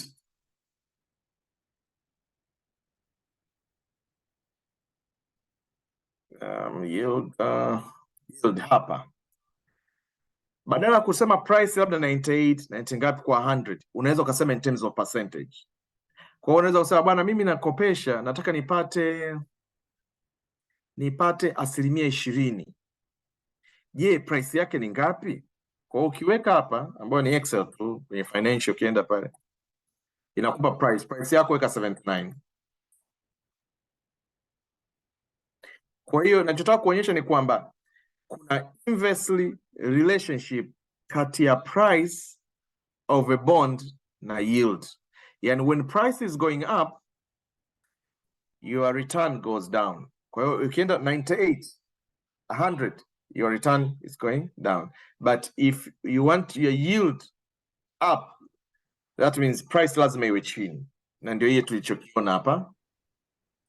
Yani price ukibadilisha hii ukaweka 80, utaona yield inapanda. Kwa the higher the yield, the lower the price. Higher the price, lower the yield. Ni katika ile 100 ile. Kwa hiyo utakapotoa 70 katika 100 kuna 30 gain. Utakapotoa 90 katika 100 kuna 10 gain. Kwa hiyo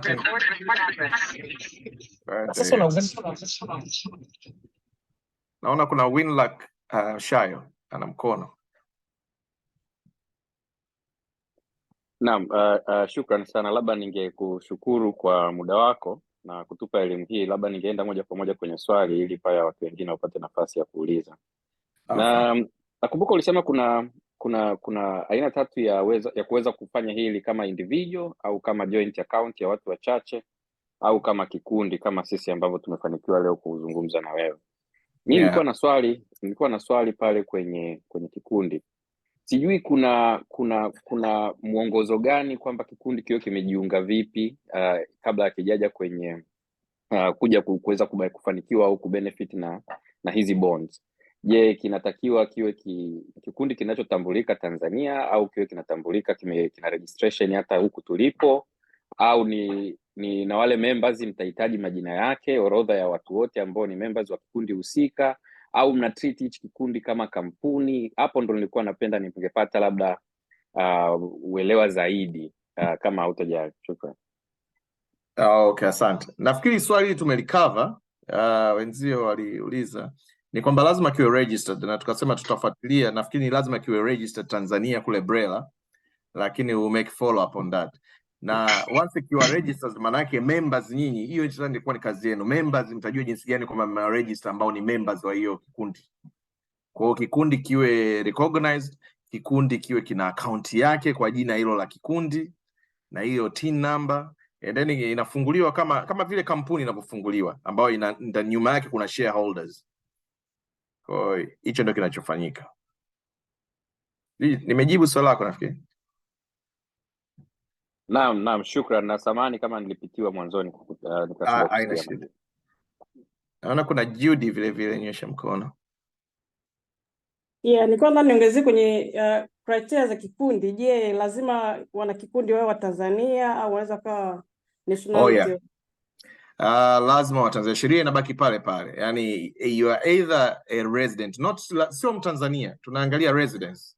You are either a resident of Tanzania or East Africa or SADC countries or Tanzanian in the diaspora.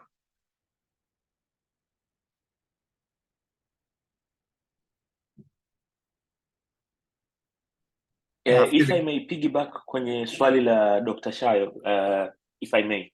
Okay, yeah, sure. Yeah, naomba nirudi hapa kwenye kikundi. Najua umeshatujibu sana, lakini tusamee, kuna watu wengine si tuna vichwa vizito kweli. Yeah. Kwa mfano tukaamua sisi kama kikundi hapa tukajitengenezea our very own limited company, regardless how tutakavyoiform uko behind, lakini tukatengeneza a limited company. Yeah. And then it is 100% owned by the Tanzanian in the diaspora, and then tukaamua kuja kuwekeza kwenye bond. Is that a possibility? Yes, that's possible. Because the only thing they'll look at is residents, especially the shareholders. So if that can be proven, then it's okay. The only thing tataka double check kwamba hiyo company itabidi nayo iwe registered through BRELA. Hiyo ndio kidogo inabidi ni double check. Kwa hiyo I'll communicate kama ni katibu na nani, and then nitawalink na mtu wa BRELA. Kwa sababu hiyo ni area nyingine sasa kidogo nje ya Benki Kuu. And then wao watatupa majibu ambayo yanaonekana kama they can take that registration toka kule na kuweza kukupa TIN number kwa mfano au TRA, na wao labda kufanya registration nyingine au registration hiyo ya huko inatosha, kwa sababu hata kampuni ambazo ni za SADC au EAC nazo zinaweza kashiriki. Kwa hiyo I don't think wanatakiwa waje tena wa register hapo Tanzania, maana sasa itakuwa sema a TIN number probably itakuwepo, au labda kutakuwa na njia ya kuweza kuexempt hiyo, I'm not sure, au a temporary TIN number. Karibu dada Hope, Judith Hope, alafu atakuja Judith Msongola. Asante sana, nashukuru kuwepo pamoja nanyi. Mimi naitwa dada Judith Hope Kidenya, ninaishi ku West Midlands. Asante sana, nimefurahi kukutana nanyi hapa, na nashukuru kwamba naamini kwamba hii ni opportunity kubwa sana kwetu sisi watu tulio kwenye diaspora. And samahani nimechelewa kujoin hapa, nimeingia muda so mrefu, lakini naamini kwamba tuna potential na tuna uwezo mkubwa wa kufikia malengo ambayo tutakubaliana mahali hapa, kwa sababu kuna vichwa vizuri hapa ndani. Nimekuwa nikifuatilia hata kwenye mjadala kule wakati watu wakisend text. Nafikiri it's our time now, haijalishi wapi tumeanzia. Hapa tunapoanzia, I think we've got a great future ahead of us, kwa sababu wote tunatoka kwenye different fields. Naamini kwamba tuna potential na tutaweza tukishirikiana na kusikilizana na kuwa na nia moja tutafanikisha katika ile. Asanteni sana kwa kunikaribisha hapa. Amen.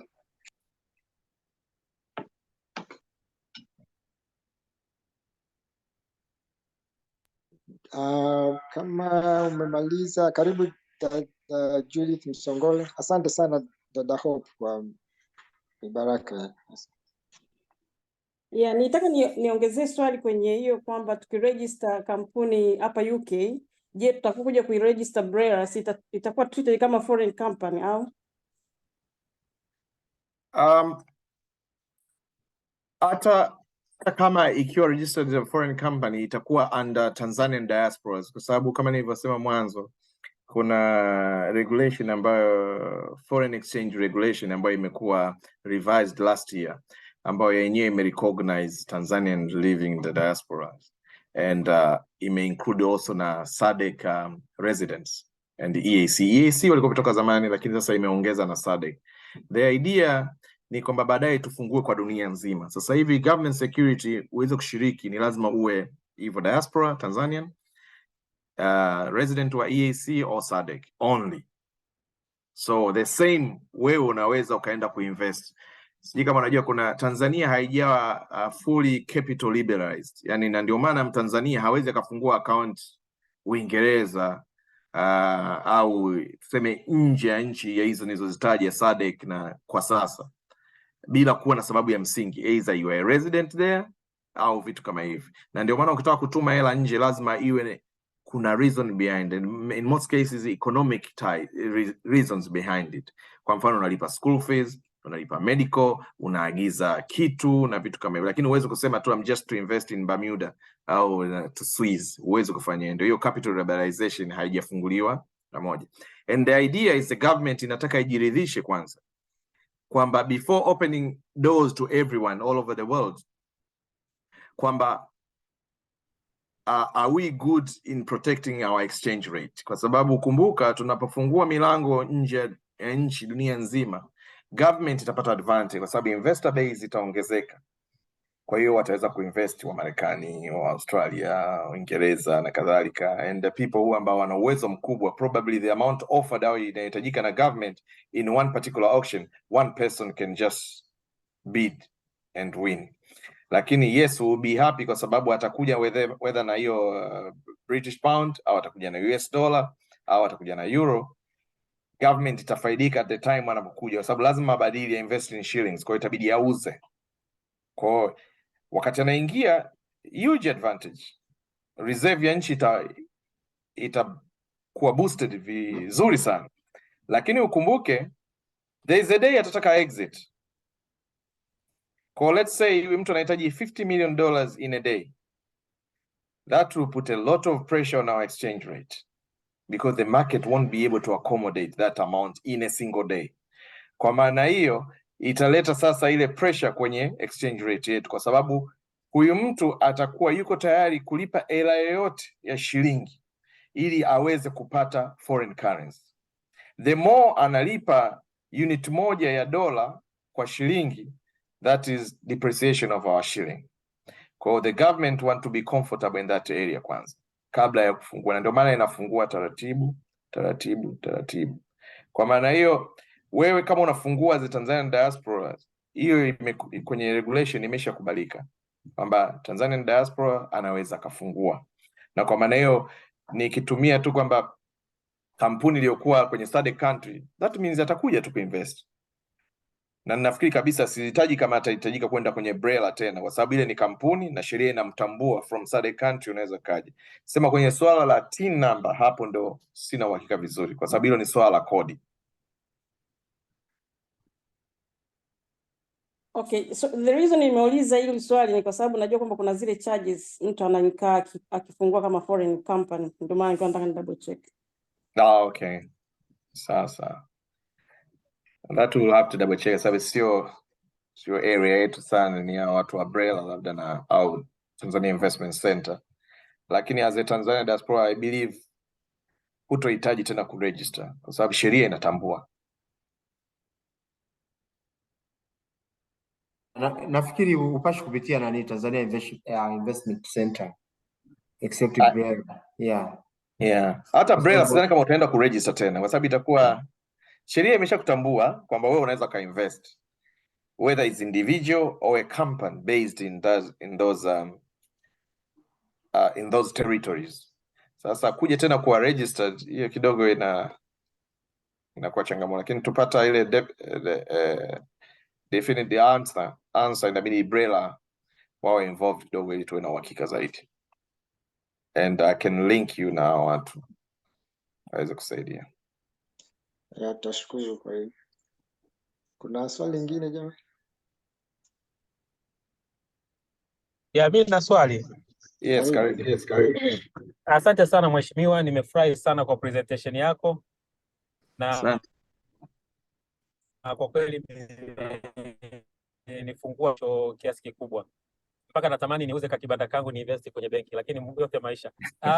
Nilikuwa najaribu kuuliza la kwanza, nadhani umelijibu muda mfupi uliopita kwamba individuals wanaweza vile vile na group, na umelijibu muda mfupi uliopita, lakini nilikuwa najaribu kutafuta jinsi gani tunapata hiyo contact, ni kuwasiliana na wewe au department gani utatupatia link ili tuwasiliane nao tuone kama tuna pesa kidogo vya nani vya mboga vinatosha tukainvest kidogo. Sawa. Nitaacha contact zangu aidha katibu au mwenyekiti, kwa sababu mimi ndio kutoka kwenye hiyo directorate, lakini nitaacha na contact za directorate. Kwa hiyo hata kama utaandika email through the info@bot.go.tz, normally will respond within 24 hours. Kwa hiyo inawezekana tu. Ukisema tu kuinvest kwenye government securities, unataka maelekezo na nini, then will be guided accordingly. But also nitaacha contact zangu. Asante sana. Karibu. Okay, nafikiri sasa tumefikia brother Fidelis, umebakiza kiasi gani? It's almost done. Nitaka tu kuonyesha labda changamoto tu na labda hitimisho, basi ni vitu vidogo tu ambavyo Karibu. Asante. Maana tunasema hakuna jambo lisilokuwa na changamoto, kwa hiyo kwetu kama tulivyoonyesha kwenye slide, nafikiri inaonekana. Let me broaden it. Inaonekana. Changamoto kubwa tunayoipata kusema kweli tunapoenda sasa, tunazunguka sana Tanzania, mikoa, wilaya na kadhalika, just to expand the knowledge kwa watu wengi, na wengi sehemu nyingi tunaweza kwenda, lawama ni moja tu, mlikuwa wapi siku zote? Lakini kusema kweli we are trying our level best, na kwamba Tanzania ni kubwa compare na namba ya staff wa BoT na branches.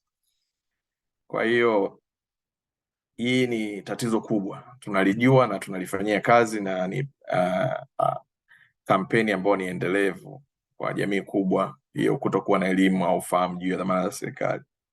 Lakini ufumbuzi ambao tunaoona ni Benki Kuu ina kampeni na mkakati maalum ambao ni endelevu kuifikia jamii na makundi tofauti kwa kupitia maonyesho ya 77, 88. Kwa mfano kama sasa hivi tulikuwa 77, sasa hivi 88, karibia mikoa yote ambayo tuna branch. Washa makundi mbalimbali kama mfano walemavu, kuna also baraza la wawakilishi Zanzibar, waandishi wa habari, tunawasaidia kupata ujuzi hasa kuripoti hizi financial reports. Vyuo vikuu vile Benki Kuu ina kipindi maalum sasa hivi, sijui kama mmewahi kuona, Ijue Benki Kuu, you can even google it au kuangalia kwenye YouTube, ambacho kinaeleza majukumu ya Benki Kuu. Moja hapo kati ya hayo ni uwekezaji kwenye dhamana ya serikali, kinachorushwa kupitia televisheni ya taifa, TBC, ITV, Azam, na kule Zanzibar ni ZBC. Kwa hiyo hicho ndio tunachojaribu kufanya ili jamii iendelee. Na kwa kumalizia, Benki Kuu inaendelea na uhamasishaji wa elimu kwa umma wa Tanzania wote kushiriki katika minada hii kama njia mojawapo ya kujiwekea akiba na kuchangia shughuli za uchumi na maendeleo ya nchi yetu. Mpaka kufikia hapo na washukuru sana. Hiyo ndio ilikuwa presentation yangu fupi kwenu, na we'll be happy kuona diasporas few kweli wameanza kuonekana kwa kweli, lakini bado tunahitaji kuona wengi, maana toka sheria ibadilishwe bado kuna vichangamoto vidogo, tunapata maswali toka kwa diasporas, lakini hiyo ndio inatusaidia, na hivi tumeestablish relationship na nyinyi hivi communication, na nyinyi mtakuwa mnatupa labda changamoto gani mnazipitia, ili kama sheria ibadilishwe izidi kuwa favor, kwa sababu kuna vitu vingine bado inaonekana kidogo bado ni changamoto. Kwa hiyo huu ni mwanzo, I believe it's a good start. Asante sana. Asante sana Fidelis, tunashukuru sana kwa kutenga muda kuja kutupa hiyo elimu. Huu ni mwanzo kama ulivyosema, nafikiri tutaonana tena baada ya muda ambao tutakubaliana, na tutakuwa labda kipindi hicho tuongelea zaidi changamoto, kwa sababu kuanzia sasa kutokana na hii elimu tutachukua hatua ambazo tulikuwa tunapanga kuchukua. Kwa hiyo kama kutakuwa na changamoto yoyote, nafikiri tukikutana tena tutajaribu kuzipitia na tutaweza kusaidiana kwenda mbele. Nashukuru sana jamani wote kwa kuweza kushiriki. Kama hamna la ziada ama swali la ziada, nafikiri naona kuna mkono. Karibu Judith. Mimi ushauri wangu kwa BoT ni kwamba kaka amezungumzia hapo kwamba huwa wanafanya training, I think kuna hiyo ratiba wanafanya every Friday. Ndio. Amuoni kwamba kuna umuhimu wa kuanzisha labda online Zoom discussion or something ambayo itawaunganisha diasporas, kwa sababu sisi tunapata shida sana kupata hizi information. Kwa hiyo amuoni umuhimu wa kutengeneza kitu kama hicho kwa diasporas? Sio lazima we UK tu, unaweza kufanya kwa ajili ya diaspora kwenye nchi tofauti tofauti, watu wanaweza kaja wakauliza maswali, vitu kama hivyo. Nashukuru sana, ni wazo zuri.